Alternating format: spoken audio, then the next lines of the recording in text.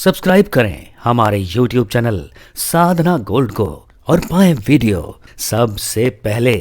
और हाँ, bell icon दबाना ना भूलें।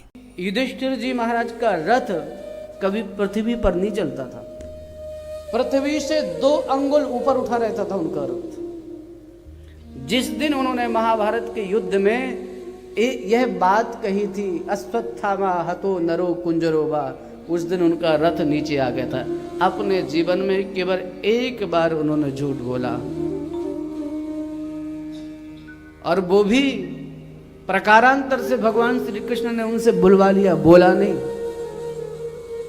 ऐसे सत्यवादी युधिष्ठिर जी महाराज ने सशरीर स्वर्ग की यात्रा की और समस्त पांडवों को सद्गति मिली। पांडवों के वंश में जो महाराज परीक्षित हैं, उनको राज्य गद्दी पर बैठाला गया।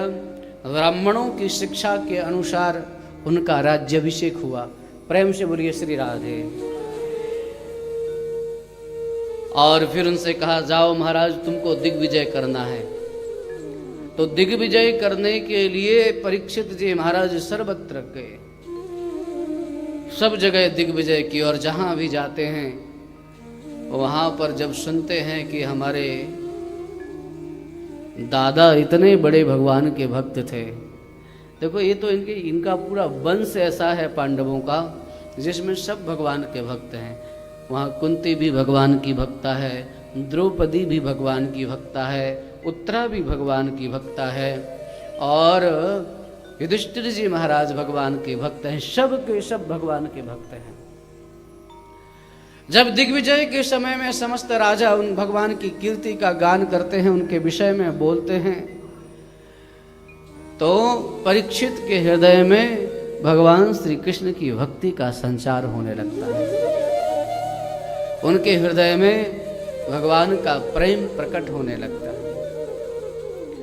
विविध प्रकार के समस्त राजाओं का मान मर्दन करके इस महापुरुष ने एक क्षत्र सम्राट बन करके अपना राज्य आरंभ किया।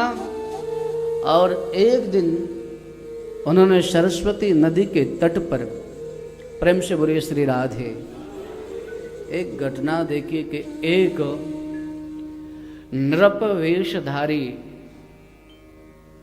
नृप चिन्ह धारण करने वाला काला पुरुष एक गाय और बैल का जो युगल जोड़ा है उस पर प्रहार कर रहा है। कभी लात से मारता है। वृषभ भयभीत होकर के मलमूत्र का त्याग कर देता है।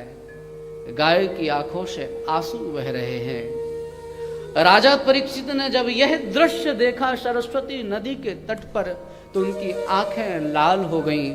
उन्होंने अपने धनुष पर बाण चढ़ाया और जब उस पुरुष को मारने के लिए आगे बढ़े तो वह शरण में आ गया। बोले, महाराज मुझे क्षमा कर दीजिए। परीक्षित जी महाराज ने पूछा, तुम कौन हो और राजा का वेश धारण करके हमारी प्रजा को इस तरह से सता रहे हो? तुमने वेश तो राजा का धारण किया है, लेकिन तुम प्रजा को सताने वाले हो। सच बताओ, तुम कौन हो? उसने कहा, महाराज क्षमा करना, मैं कोई और नहीं, मैं कली हूं।